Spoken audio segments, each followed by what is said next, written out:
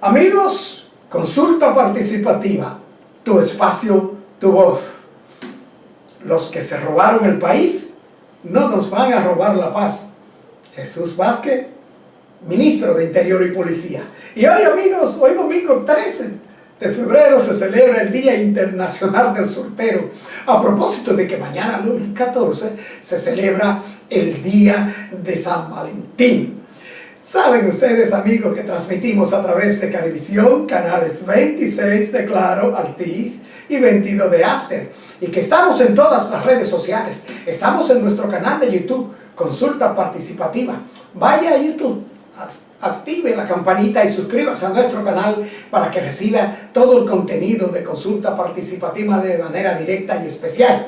También estamos, amigos, en Instagram como Ricardo Perman, todo juntito, y en Instagram también como @consultapar. En Twitter estamos como @consultapar.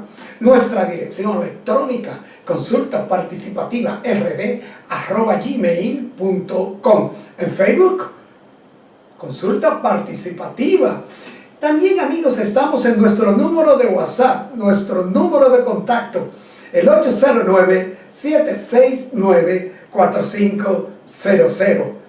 Escríbanos, contáctenos, hagan sus urgencias con respecto al contenido e invitado, y también sus preguntas, que serán seguramente contestadas. Nosotros vamos a una pequeña pausa y retornamos de inmediato con nuestros comentarios.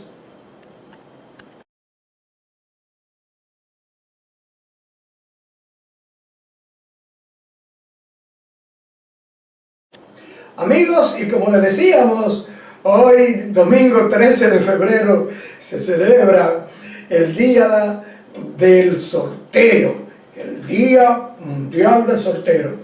A propósito de que mañana, lunes 14, se celebra el Día de San Valentín. Este Día del Soltero se celebra como contraste a este día celebradísimo de San Valentín que celebraremos mañana, y como homenaje a todos los solteros o singles del mundo. Solteros, solteras, divorciados, divorciadas, separadas, separados, viudos, viudas que no tienen pareja y por ello no celebran el Día de los Enamorados. Y aunque este Día Mundial del Soltero no es tan popular como el Día de los Enamorados, se celebra todo a través de las redes sociales. E incluso en muchas organizaciones y empresas lanzan paquetes u ofertas para los solteros, ya sean viajes, citas a ciegas, compra, fiestas, etc. Y en algunos países como los Estados Unidos, Inglaterra o Canadá, se celebra esta fecha como un auténtico anti-San Valentín, y se lanza el mensaje de que lo más importante es quererse a uno mismo. En China, el Día del Soltero se celebra el 11 de noviembre, por el hecho de que, según los chinos, el 1 representa a una sola persona y por ende a un soltero o soltera. El 14 de febrero, que se celebra mañana, es el momento en que el amor toma protagonismo y se suceden escenas románticas por todos los rincones del planeta. Los enamorados hacen regalo a sus parejas, piden matrimonio a las personas amadas, y las redes sociales se inundan con frases de amor y también de memes sobre el Día de los Enamorados. Y algunos de estos memes son muy imaginativos y divertidos. ¿Pero por qué se celebra el Día de los Enamorados? A pesar de la fama comercial de esta celebración, el origen del Día de los Enamorados proviene de tiempos remotos. Se trata de una festividad religiosa y se le conoce por el nombre de San Valentín, este santo que se rebeló al poder en su momento y sufrió las consecuencias por ello, ya que en la Roma del siglo III, el emperador Claudio II prohibió los matrimonios de los jóvenes pensando que los solteros sin familia eran mejor soldados al no tener vínculos amorosos ni ataduras de pareja.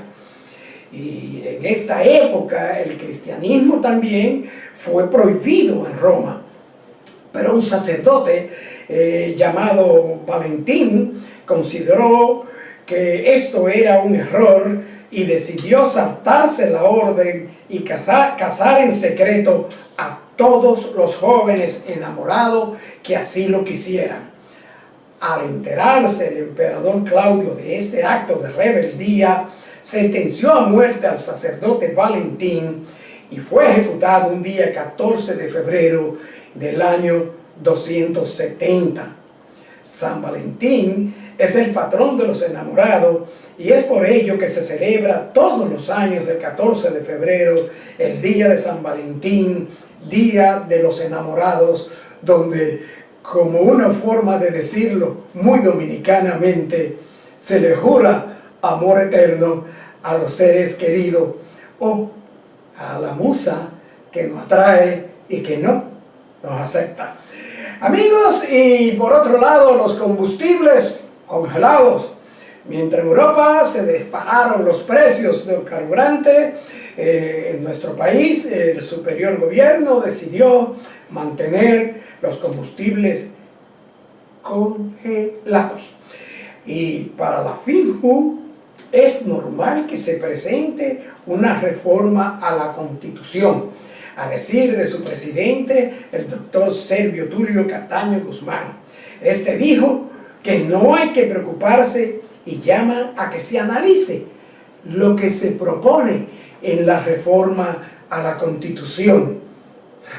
Si reformar la Constitución no representa nada para los dominicanos en cuanto a perjuicio o violación de las leyes establecidas, ya que la Constitución es la ley sustantiva, muchas cosas tendrán que alterarse, pero nosotros por nuestra parte vemos que cada vez que una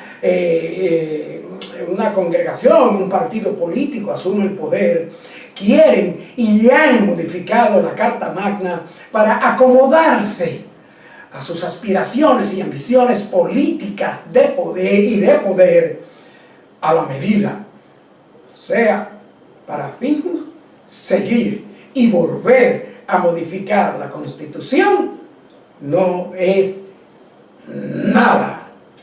Amigos, y la OPS dice que los consumidores de droga son una población de alto riesgo. Y esto para nosotros ha sido evidente, se ha visto en los resultados, y finalmente el director de la DGC pide a sus agentes respetar los derechos de los ciudadanos. Nosotros pensando siempre, yo no haría esa petición, yo ordenaría como director de la DGC a todos los agentes bajo mi supervisión que respeten un derecho de los ciudadanos, los derechos de los ciudadanos, pero lo ordenaría. Amigos, y le invitamos a nuestra entrevista central, donde estaremos hablando con la científica neurocientista doctora Sonia Villapol Salgado.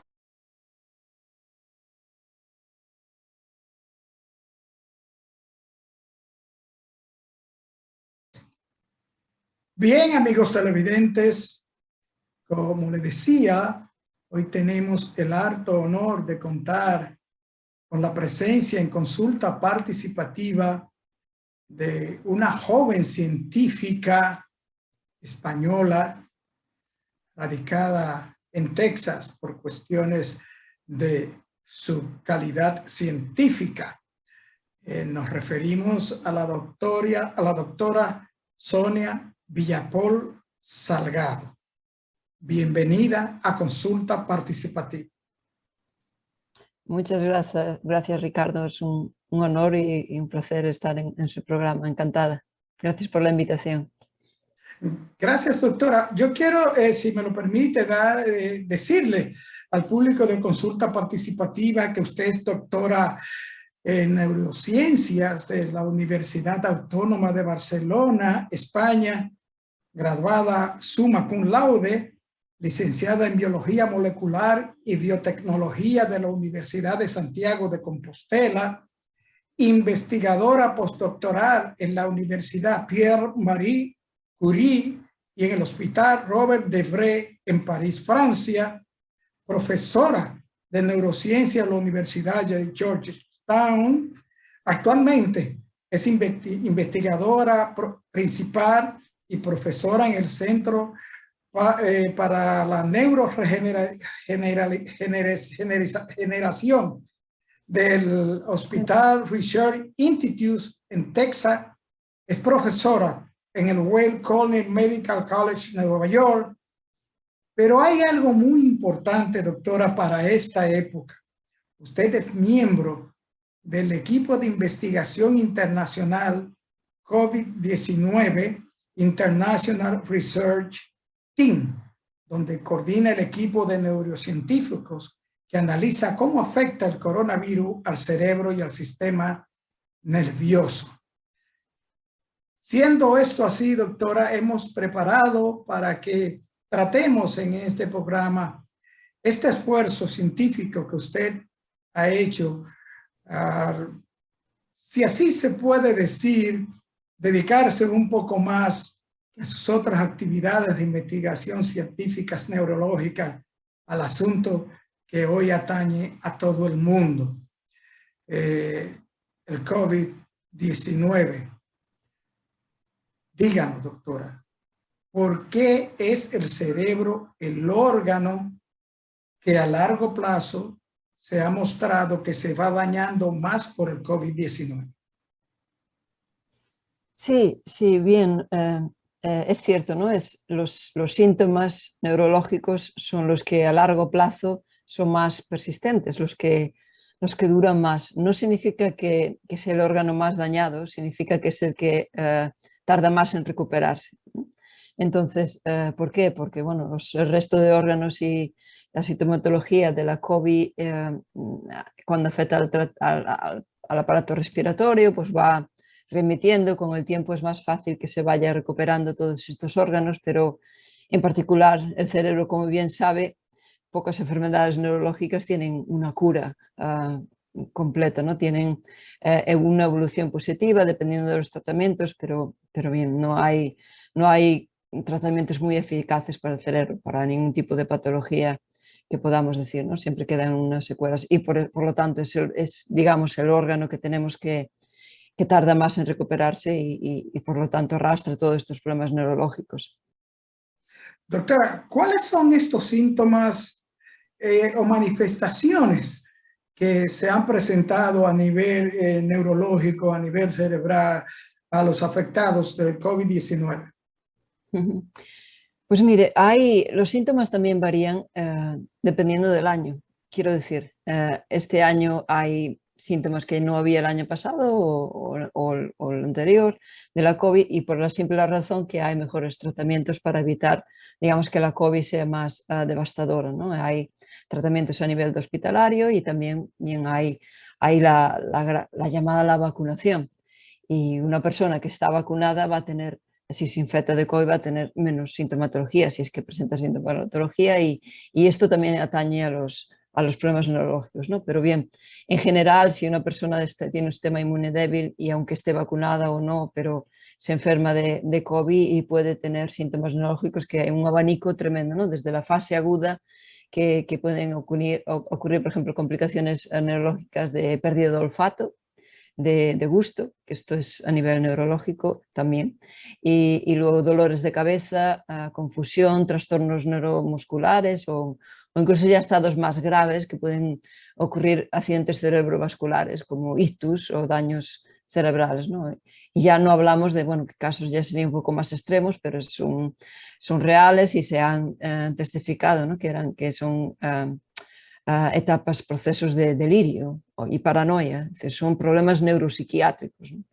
Entonces, depende mucho de la gravedad y también depende del individuo, del paciente, si ha estado vacunado, si recibió tratamientos apropiados durante la fase de hospitalización y otras personas que no necesitan ir al hospital y tienen estos problemas neurológicos. Ya estábamos hablando de la fase más post-COVID, ¿no? La post-aguda, que sería la llamada de COVID persistente o long COVID.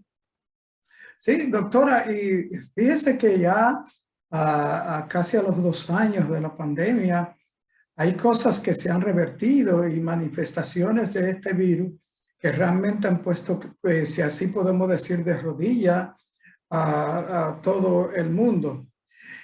Pero, doctora, de estos síntomas persistentes en las personas recuperadas del COVID-19, estos efectos se convierten en enfermedades a largo plazo, en enfermedades crónicas a largo plazo, o pudieran convertirse.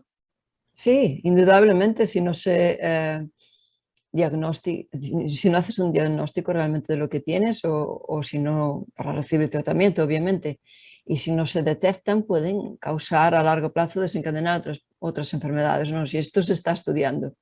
Hay problemas, por ejemplo, la fibrosis pulmonar se ocasiona por una infección que a largo plazo, bueno, que no es tratada en la fase aguda y a largo plazo puede causar otras enfermedades, ¿no? Y ya no digamos, fíjese, hay un síntoma que es muy particular, que es la nueva hipertensión, ¿eh? Y de la hipertensión causada a raíz de sufrir la COVID.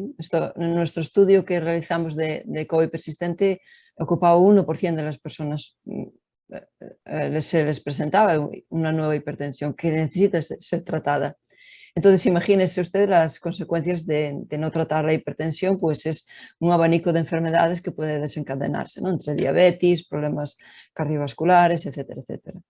Y como esto, todas, cualquier tipo de síntoma, de efecto, de patología que no es debidamente tratada con el tiempo, se cronifica y se puede desencadenar otras enfermedades, ¿no? En cuanto a problemas cardiorrespiratorios, cardíacos sobre todo, y ya obviamente, ¿no? Los problemas neurológicos también. Doctora, se ha visto que la mortalidad, el índice de mortalidad por COVID-19 es más alto en las poblaciones de personas con comorbilidades, principalmente diabetes e hipertensión. Estos daños neurológicos, esta afectación cerebral, ¿afecta también más a estas personas con enfermedades crónicas previas? Sí, indudablemente hay la obesidad, la diabetes, todo el tipo de enfermedades, de comorbilidades que pueden acelerar la gravedad de la enfermedad y la recuperación es peor, ¿no? Incluso también a nivel de COVID persistente.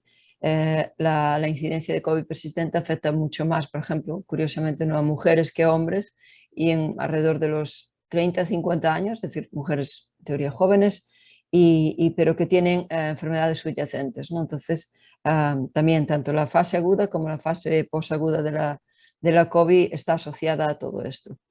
Pero curiosamente, le digo, en el caso de la hipertensión, al principio había una información que era confusa, que se indicaba que las personas hipertensas que pararan de tomar sus medicamentos. ¿Por qué?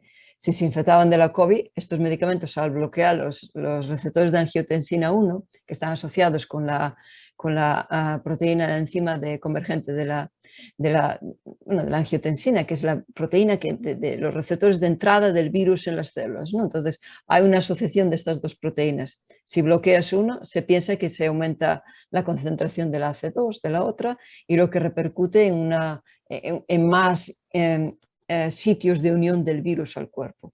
Resumiendo, se sospechaba que la gente que estaba hipertensa, que estaba recibiendo, tenía estos tratamientos, si enfermaba iba a ser peor. Entonces se recomendó malamente por una temporada parar de tomar estos medicamentos. Y fue un error muy grande, ¿no? Y esto ya se rectificó y se puso al corriente a los enfermos que tenían que seguir tomando su medicación. Incluso ahora se sabe que la gente hipertensa está más protegida contra la COVID, contra la gravedad de la COVID, si está siendo medicada que no. Entonces es muy importante seguir con los tratamientos que se estaban tomando. Sí, doctora, y eso que usted señala del asunto de que se está más seguro si sigue con su medicamento, es una buena noticia y un alivio porque vivimos momentos en que personas con hipertensión y se afectaban con el virus, pues preferían callarse y encerrarse porque ya veían al virus como una sentencia previa de muerte. No, están protegidos, protegidos. Si están siendo medicados, están protegidos. Solo con la medicación contra la hipertensión. Y esto lo acabamos de escribir en un trabajo que va a salir publicado Annals of Neurology, espero pronto, ¿no? Con mi mentor de los Institutos Nacionales de Investigación en Bethesda, que él es un experto, es Juan Saavedra, el doctor Juan Saavedra, que es un argentino que lleva trabajando en Washington como 40 años, ¿no? O más, y bueno, que es un experto en hipertensión y está en el grupo de neurólogos y neurocientíficos de Corby. Entonces fue una de las personas que llamó la atención al principio de la pandemia en relación a esto, a las personas hipertensas que debían de seguir tomando sus medicamentos porque los medicamentos para la hipertensión son multifuncionales y lo que hacen es toda la cascada inflamatoria la inhiben, ¿no? Entonces nos están protegiendo contra la inflamación. Y la COVID es una enfermedad más inflamatoria que digamos que respiratoria, ¿no? O otro tipo. Entonces, indudablemente, y ahora incluso hay ensayos clínicos para como medicamento de protección contra la COVID, los fármacos contra la hipertensión, para bajar la hipertensión. Curiosamente, con Candesartan, Telmisartan están sacando resultados de estos fármacos. Ha abarcado la investigación, doctora, pacientes, así como se ha investigado con el asunto de la hipertensión, pacientes diabéticos o afectados por cáncer. Sí, claro, son personas más susceptibles y bien, necesitan fortalecer todo, incluso los tratamientos que se aplican a estos pacientes son más potentes, más fuertes en todos los niveles para que los protejan más, ¿no? Incluso las vacunas, estos pacientes no producen muchos anticuerpos, tienen el sistema inmune debilitado y lo que hacen es, bueno, pues incluso aquí ya la gente está con este tipo de vulnerabilidades, ya tiene la cuarta vacuna, ¿no? Y ya puso la tercera dosis, la dosis de refuerzo en el mes de agosto, cuando no estaba aprobada ni siquiera para los mayores de 60 años, ¿no? Pero gente susceptible porque tiene el sistema tan debilitado que nada le va a proteger tanto. Entonces son muy vulnerables a todo tipo de estos problemas y tienen que reforzarse y aplicarse tratamientos independientemente, ¿no? Diferente al resto de la población. Esta doctora que usted señala de personas que inclusive tienen la cuarta vacuna nos hace pensar en el hecho de que las variantes que ha presentado este virus, como la Delta, Omicron, etcétera, pareciera ser, en el caso del Omicron, y en esto vamos a entrar un poquito más adelante en detalles, pareciera ser que las vacunas existentes no son efectivas para todas las variantes del COVID y o no son adecuadas en cierta población mundial de personas por la edad y la patología. Esto después de la pausa, doctor.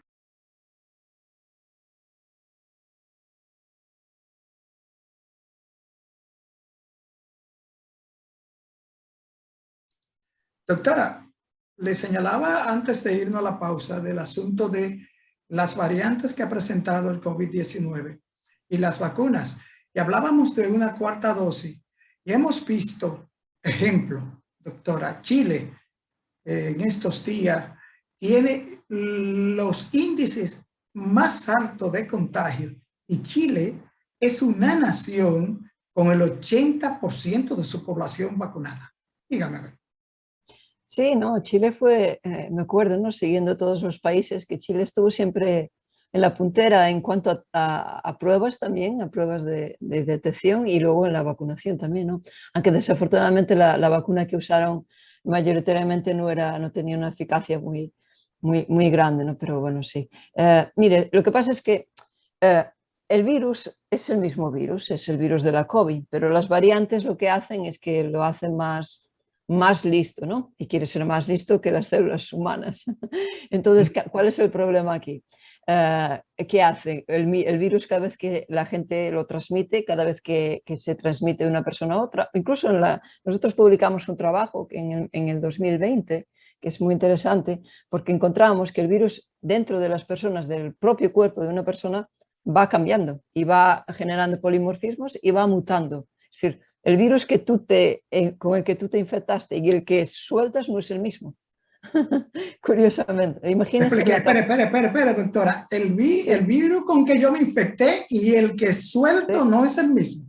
Completamente, no estoy hablando de variante, pero hay pequeños polimorfismos y cambios que en tu propio cuerpo cambian y tú lo transmites a otra persona y estos pequeños cambios se van a no es lo mismo, sí, normalmente pasa eso, ¿no? Entonces, esto publicamos un trabajo y, bueno, lo puedo consultar, es un poco complicado porque es mucho de genética, pero bueno, sí, nadie va a negar, ¿no? Los virus mutan y hay variantes y cepas y bueno, y es lo que pasa. ¿Cuál es el objetivo del virus? Aumentar la transmisión, contagiar a más personas, ¿no? Es un ciclo así. Entonces, ¿qué pasa? Cada vez que hay una nueva variante es un reto para nuestro sistema inmunitario. No es que las vacunas no funcionen, es decir, las vacunas, imagínense, con Omicron, que es mucho más transmisible, que se replica hasta 70 veces más en nuestras células que las versiones anteriores, fíjese, es decir, es una bomba de virus, ¿no? El Omicron. Y aún le llaman el virus debilitado porque no causa mayor efecto. ¿Y por qué? Porque estamos vacunados, ¿no? Y es decir, nuestro sistema inmune está respondiendo a todo, o nos hemos contagiado previamente, tenemos cierta inmunidad, entonces tenemos esta capa de inmunidad que nos protege contra la severidad del virus, ¿no? Si no sería tremendo. Pero no es que no funcionen, lo que pasa es que, bien, hay factores que hay que mejorar en las vacunas y es el tema de la transmisión, por ejemplo, ¿no? Hay que hacer vacunas que puedan que nos genere una hemoglobina en la parte del tracto respiratorio superior, que es la hemoglobina A, y por otras razones, ¿no? Pero sobre todo en esta, que no lo generan tanto las nuevas vacunas, entonces a las nuevas que vengan en el futuro tendrán esa capacidad. ¿Y esto qué hace? Que cuando venga el virus y se quede en nuestras fosas nasales, de ahí no salga, ¿no? Entonces que se pueda invadir y eliminar rápidamente y así no transmitir. Y ese es el problema, ¿no? Entonces, una persona que está vacunada transmite muchísimo menos que una persona que no está vacunada. Entonces, siempre hay un porcentaje, ¿no? Una persona que tiene la segunda dosis, bueno, pues tiene con el tiempo los anticuerpos van bajando, cierta inmunidad va bajando, aunque tenga la inmunidad celular, pero es más lenta y no funciona tanto, entonces necesita esta vacuna de refuerzo. De algo que no sabemos, que es una incógnita, es cómo es el sistema inmune con este virus, ¿no? Cómo reacciona nuestro sistema inmune frente al COVID y las distintas variantes. Eso lo estamos descubriendo sobre la marcha. Ese es el motivo que hubo una tercera dosis, una dosis de refuerzo. Se piensa que no vamos a necesitar la cuarta dosis, según los estudios epidemiológicos de Israel, se piensa.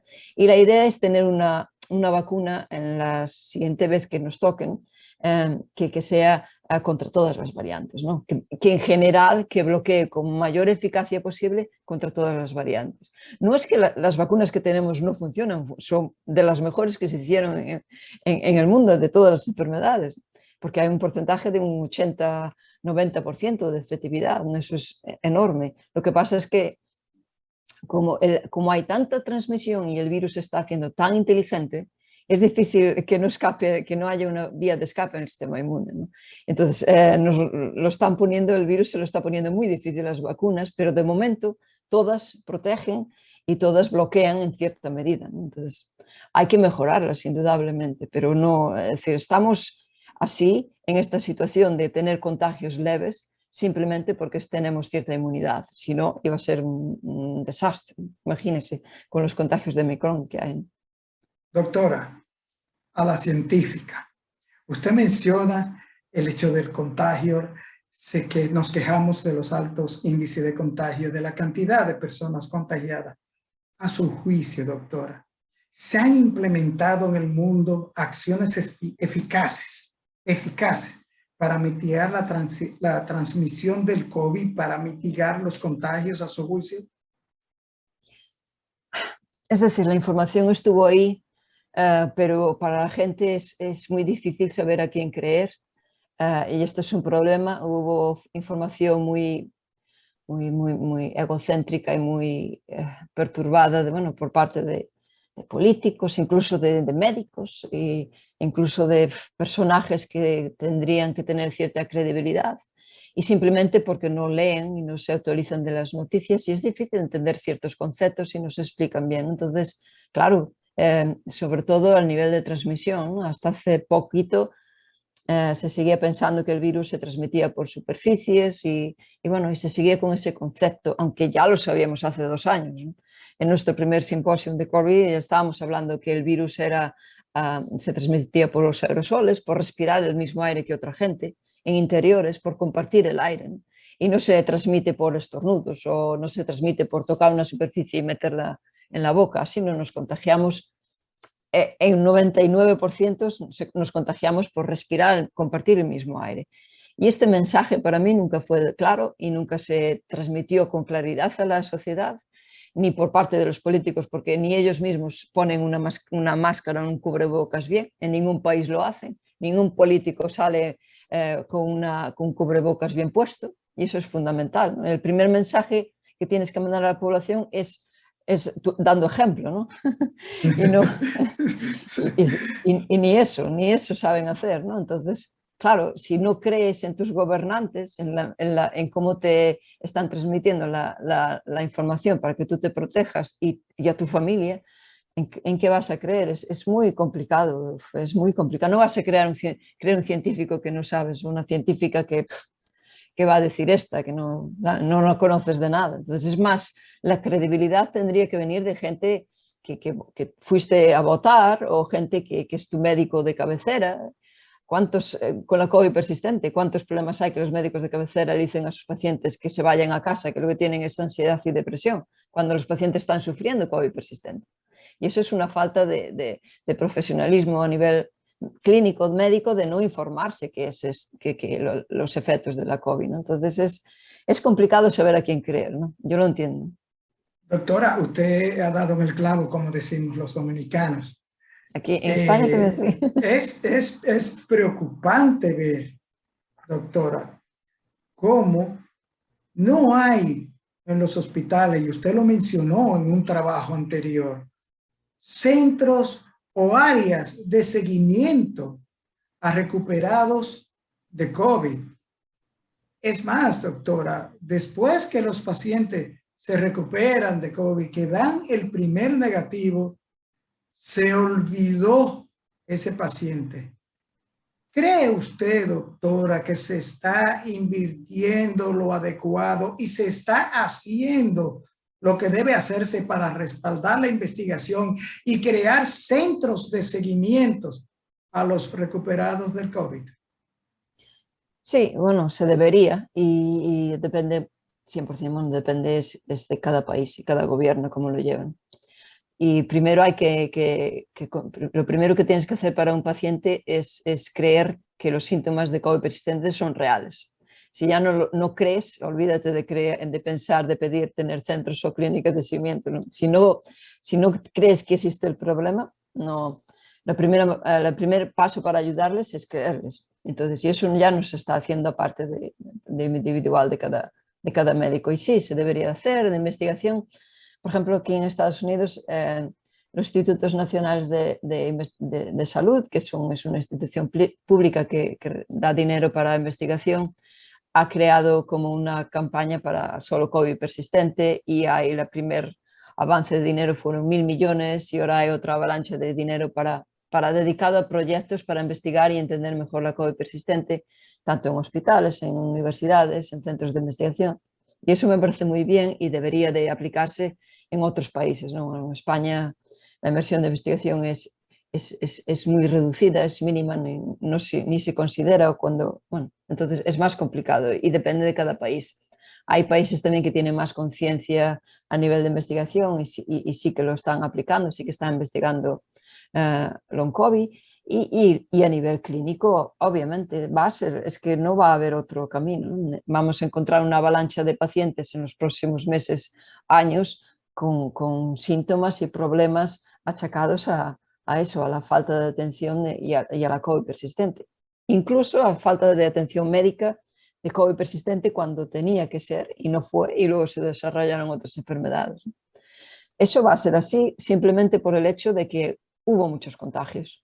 Y millones de personas se contagiaron. Entonces, un número, un porcentaje, aunque sea muy mínimo, que aparentemente no es mínimo, por desgracia, va a sufrir. Y esto es muy debilitante y van a perder trabajos y van a rendir poco. Es un factor socioeconómico también, ¿no? Y es muy fácil de verlo porque están los números sobre la mesa y todavía la pandemia no se terminó y siguen existiendo infecciones y esto va para largo. Para mí es preocupante y se debería de hablar más a nivel de políticos, ¿no? Sí, ahí vamos, doctora. Doctora, contra el COVID-19, la ciencia ha hecho maravillas. Tenemos vacuna, tenemos países enteros que han alcanzado la vacunación de rebaño. Chile 70-80%, otras naciones, pero han vuelto las olas, los incrementos de contagio de COVID. ¿En qué se ha fallado, doctora? ¿Fueron apresuradas las vacunas creadas en tiempo récord contra el COVID? Si no existieran esas vacunas, el mundo sería un desastre hoy en día, ¿no? Sería un desastre. Habría, bueno, no quiero ni imaginar, no voy a decir una tontería, pero imagínese, si no estuvieran las vacunas con esta transmisión, con esta variante y los efectos dañinos, no se puede, es inimaginable, ¿no? Han salvado millones y millones de vidas y menos mal, ¿no? Y no solo vidas, han salvado COVID persistente también, ¿no? Hay mucha gente, ya se está demostrando, ¿no?, que los efectos de COVID persistente son reducidos en las personas vacunadas con las 2 dosis, ¿no? Incluso no hay datos todavía muy contundentes porque es muy temprano, pero si tienes la tercera dosis o la dosis de refuerzo, tienes menos probabilidades de COVID persistente. Han salvado tanto a nivel de vidas de enfermedades o mortalidades, porque bueno, por las enfermedades que arrastra la COVID. Las vacunas no se hicieron rápido, lo que pasa es que se hicieron con dinero, lo que antes no se hizo nunca. No se prestó mucha atención a solucionar el problema. Se calcula que ya se gastaron más de 30 trillones de dólares. Bueno, la economía mundial pegó un salto tremendo a causa de la pandemia, ¿no? Entonces, es eso, se invirtió muchísimo, avances en esta enfermedad fueron a esa velocidad porque la ciencia para avanzar necesita dinero y apoyos y trabajo en equipo. Y cuando se estaban haciendo la fase 1 de las vacunas ya en un país ya estaba compaginando con la fase 2 y fue así toda la ciencia y los investigadores juntos y para sacar una vacuna cuanto antes porque era una situación de emergencia, ¿no? Y que esta vacuna de COVID, probablemente la misma vacuna con la misma efectividad, si fuera no pandemia, le llevaría como 10 años hacerse. ¿Qué pasa? Que el dinero viene a contagotas para la investigación, ¿no? Y no hay prisa, bueno, pues ya se solucionarán. Pero ¿qué pasa? Cuando desde Bill Gates hasta todos los gobiernos, hasta bueno, toda la financiación pública, un montón de dinero que se dio para investigación y para tener las mejores mentes y los mejores investigadores 100% dedicados a un tema, de ahí tienes que sacar algo bueno. Y de ahí salieron las vacunas, ¿no? Y en tiempo récord para salvar la humanidad en cierta medida. Y si no fuera así, imagínense, bueno, pues no íbamos a parar de tener el índice de muertes que hubo al principio de 2020, terrorífico, ¿no? Y bueno, ahora ya está afectando a niños, imagínense que empiecen a morir niños. Si una variante viene más, eso, imagínense, ya sería, bueno, que todo el mundo muera, pero claro, a nivel ético, niños morir de una enfermedad, por lo menos eran los protegidos de esta pandemia, ¿no? Entonces, catastrófico, es decir, las vacunas no se hicieron mal, se hicieron con todos los procedimientos, ¿no? Lo que se hizo mal es que se permitió que el virus se transmitiera por no haberlo apagado y hacer un COVID cero desde el inicio, ¿no? Entonces se permite que el virus se transmita más y más y más por no tener las medidas de contención mejor y luego se generan variantes que son más infecciosas y las vacunas pierden efectividad, pero no significa que no funcionen. Pienso una cosa, una vacuna normal, la que nos ponemos todos los años de la gripe, tiene un 40-30% de efectividad y nos vacunamos todos los años. A veces nos enfermamos, otras veces no. Entonces, la vacuna de COVID, cuando está muy baja de efectividad, tiene también un 30-40%. Pero normalmente tiene un 98-95%. La Moderna, Pfizer, entonces, claro, son vacunas muy buenas, pero hay que bajar la transmisión. Doctora, ¿por qué se recomienda la mezcla de 2 tipos o 3 de vacuna para el asunto de los refuerzos? O sea, si usted fue vacunado con Sinovac, se le recomienda que la tercera dosis y un refuerzo sea con Pfizer. Si fue con AstraZeneca, que sea de Moderna, etcétera. ¿Por qué se recomienda ese tipo de vacuna heteróloga? Sí, porque los datos lo muestran así, ¿no? Los datos de mayor eficiencia demuestran eso. Se combinaron, se hicieron estudios clínicos, gente que estaba vacunada con los 3 de Pfizer, pues tenía menos que la gente que hacía la combinación, tenía más anticuerpos, mayor inmunidad celular, etc. Porque los datos lo muestran simplemente. Y la razón biológica es porque las vacunas tienen la cápside, bueno, la espiga, la proteína de espiga, activa cierta respuesta inmune, genera ciertos tipos de anticuerpos, y si haces la combinación con otro tipo de vacuna que activa otras partes de las vías inmunológicas de protección, entonces tienes una combinación perfecta, ¿no? No es lo mismo si estás potenciando solo un tipo de anticuerpos, pero con la combinación de otra vacuna potencias, activas todo el sistema, vas a estar más protegido, en teoría, ¿no? Pero bueno, son porcentajes muy, bueno, son bajos, no es algo que es mejor tener la combinación, pero bueno, sí, yo por ejemplo tengo las 3 de Pfizer, ¿no? Y mis anticuerpos después de la tercera dosis a las 13-14 semanas estaban altísimos. Es decir, depende de muchos factores, ¿no? Lo importante es estar vacunado con la pauta completa y cuando sabes que la vacuna baja tu inmunidad, pues tener la dosis de refuerzo y ir superando cada ola, ¿no? Pero sí, esa es la razón de la combinación. Doctora, que Dios le oiga. Doctora, se nos acabó el tiempo. Gracias de todo corazón por dedicar este tiempo a los amigos televidentes de Consulta Participativa, en especial al pueblo dominicano. Y no nos queda más que agradecerle, doctora, y decirle que las puertas de Consulta Participativa estarán hoy y siempre abiertas al laboratorio Villapol y a ese equipo que lucha e investiga contra el COVID-19. Gracias del alma, doctora, por estar ahí, por estar con nosotros y por orientarnos. Muchas gracias, Ricardo Hopperman. Encantada, es un placer, un gusto. Cuando quieran volvemos a conectar y nada, cuídense. Un abrazo.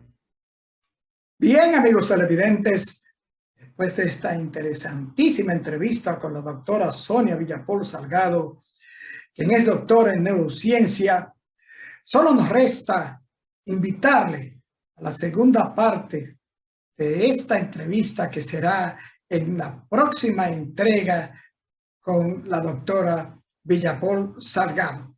Y como siempre, amigos, hacerle nuestra exhortación en tiempo de pandemia, recordarle que aunque la quinta ola ha bajado, el COVID no se ha ido. Su variante Omicron sigue haciendo estragos en muchos países del mundo. Vamos a observar las directrices de las autoridades de salud en cuanto a preservarnos y preservar a los demás del contagio. Practiquemos el lavado de manos, el uso de mascarillas y el distanciamiento social. Y esto de seguro, amigos, nos protegerá de un contagio seguro. Amigos televidentes, nos vemos en la próxima entrega.